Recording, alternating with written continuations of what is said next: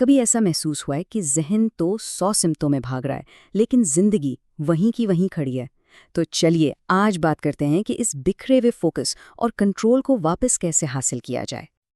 یہ وہ احساس ہے جو کبھی نہ کبھی ہم میں سے بہت سے لوگ محسوس کرتے ہیں۔ یوں لگتا ہے جیسے ہر کوئی اپنی منزل کی طرف بھاگ رہا ہے اور ہم بس وہیں کھڑے رہ گئے ہیں۔ اس احساس کی جڑ تک پہنچنے کے لیے آئیے ایک شخص کی کہانی سے کچھ سیکھتے ہیں۔ تو شروعات کرتے ہیں پہلے حصے سے، الجھا ہوا منتشر ذہن۔ اس کیفیت کو سمجھنے کے لیے ایک ایسے نوجوان کی کہانی دیکھتے ہیں جس کا ذہن تو ہر وقت دوڑتا تھا لیکن زندگی ایک جگہ پر جیسے رک سی گئی تھی۔ ایسا نہیں تھا کہ سمیر سست تھا، بلکہ حقیقت تو اس کے بالکل الٹ تھی۔ اس کا دماغ ہر وقت 24 گھنٹے چلتا رہتا تھا، لیکن یہ ساری ذہنی بھاگ دوڑ اسے آگے بڑھانے کے بجائے اسے جیسے مفلوج کر رہی تھی۔ وہ ہر چیز کے بارے میں سوچتا تھا لیکن کرتا کچھ بھی نہیں۔ اس کا ہر دن بالکل ایک جیسا تھا، دیر سے اٹھنا، اٹھتے ہی سب سے پہلے فون ہاتھ میں پکڑ لینا اور پھر خود سے وعدہ کرنا کہ آج زندگی کو ٹھیک کرنا ہے۔ لیکن دن ختم ہوتے ہوتے کچھ بھی مکمل نہیں ہوتا تھا، بس ایک بوجھل دل اور تھکن رہ جاتی تھی۔ یہ ایک ایسا چکر تھا جس میں کوشش تو بہت تھی لیکن نتیجہ صفر تھا۔ اور یہ بات سمیر کو اندر ہی اندر کھائے جا رہی تھی، کیونکہ کہیں نہ کہیں وہ جانتا تھا کہ یہ سچ ہے۔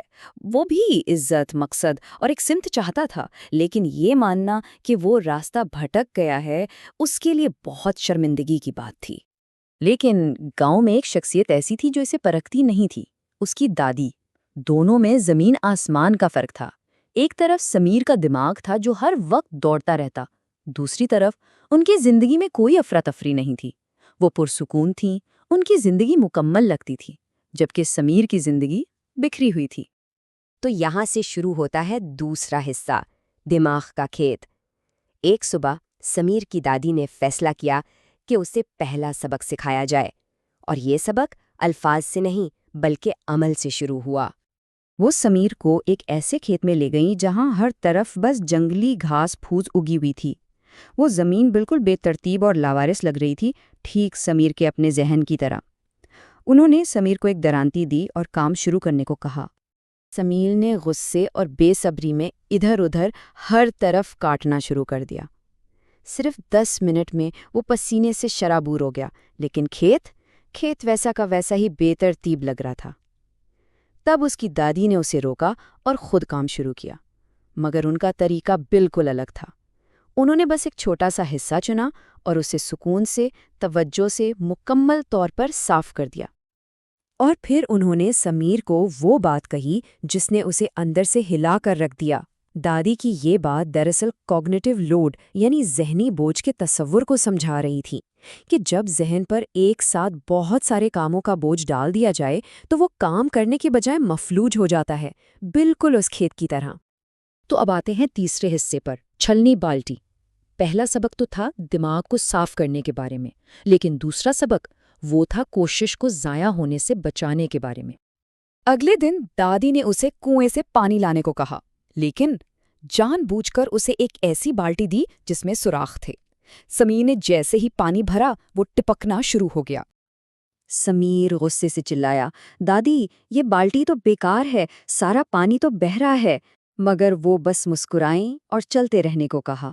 گھر پہنچنے تک بالٹی تقریباً خالی ہو چکی تھی اور سمیر کی ساری محنت ضائع ہو گئی تھی۔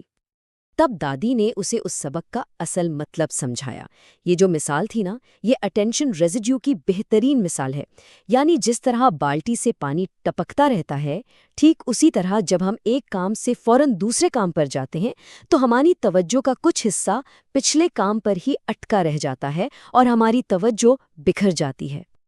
چوتھا حصہ، ایک نیا معمول بنانا۔ ان دو سبقوں کے بعد اب وقت تھا اصل کام کا، یعنی ان سیکھی ہوئی باتوں پر عمل کرنے کا اور سمیر کی زندگی میں حقیقی تبدیلی لانے کا۔ اور یہ تبدیلی بڑے منصوبوں سے نہیں بلکہ چھوٹے روزمرہ کے معمولات سے آنی تھی۔ اس کی دادی نے اسے کوئی لمبے چوڑے منصوبے نہیں دیے، بس 3 بالکل سادہ سے اصول بتائے۔ پہلا، صبح اٹھ کر فون کو ہاتھ نہیں لگانا۔ दूसरा, पूरे दिन में सिर्फ एक काम चुनना है, चाहे वो कितना ही छोटा क्यों ना हो। और तीसरा, उसे पूरी तवज्जो से मुकम्मल करना है। इन छोटी छोटी तब्दीलियों का असर बहुत गहरा था। समीर के ख्यालात की जो दौड़ थी वो थमने लगी। उसके अंदर एक ठहराव, एक सुकून पैदा हुआ, और उसका खोया हुआ एतमाद आहिस्ता आहिस्ता खामोशी से वापस आने लगा। उसकी जिंदगी अभी नहीं बदली थी, लेकिन वो खुद बदल रहा था। और अब आते हैं इस कहानी के आखिरी और सबसे अहम सबक की तरफ, यानी 5वां हिस्सा, एक चीज़ की ताकत। ये वो सबक है जो समीर ने सीखा और जो हम सबके लिए भी है। अक्सर हम ये गलती करते हैं कि हम अपनी पूरी ज़िंदगी को एक साथ एक ही झटके में बदलने की कोशिश करते हैं, और इसी कोशिश में हम थक कर हार जाते हैं। असल तब्दीली ऐसे नहीं आती। इस पूरी कहानी का निचोड़ है ये एक चीज़ का असूल, यानी जब बिखरा हुआ महसूस हो तो सब कुछ ठीक करने के पीछे मत भागें। सिर्फ एक चीज़ चुनें, एक काम, और उसे ठीक से मुकम्मल करें। इसे सिंगल टास्किंग की ताकत कहते हैं। कंट्रोल इसी तरह वापस आता है, एक वक्त में, एक कदम से। तो याद रखिएगा, एक मुंतशिर दिमाग एक बेतरतीब जिंदगी बनाता है, जबकि एक मरकूज दिमाग मुस्तकबिल बनाता है, एक वक्त में एक छोटा सा टुकड़ा जोड़कर।